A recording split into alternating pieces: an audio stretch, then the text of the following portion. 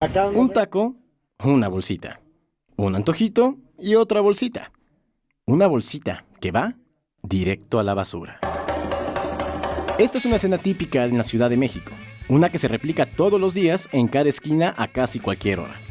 Y después de la recién implementada Ley General de Residuos Sólidos en la ciudad, es una pregunta recurrente: ¿qué sucederá con cada puesto de comida y tienda que utilizan productos plásticos para distribuir sus productos?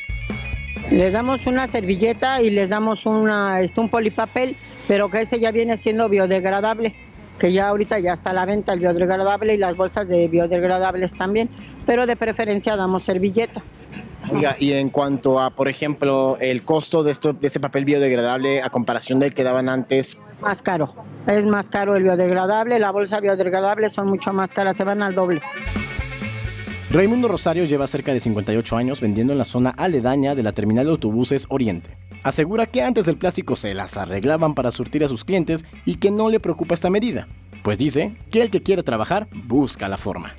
Pues antes trabajábamos nada más el puro bote sin bolsa. No se trabajaba el plástico, se trabajaba papel y bolsa de papel.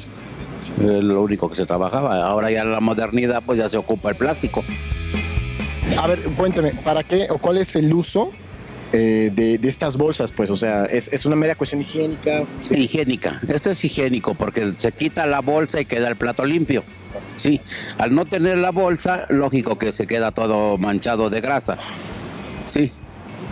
Y aquí, pues, aquí no puede uno agarrar agua, ¿dónde?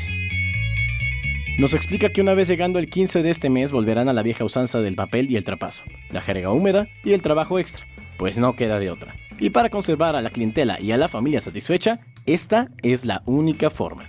Con imágenes de Joel Arias, Víctor Diego, 21 Noticias.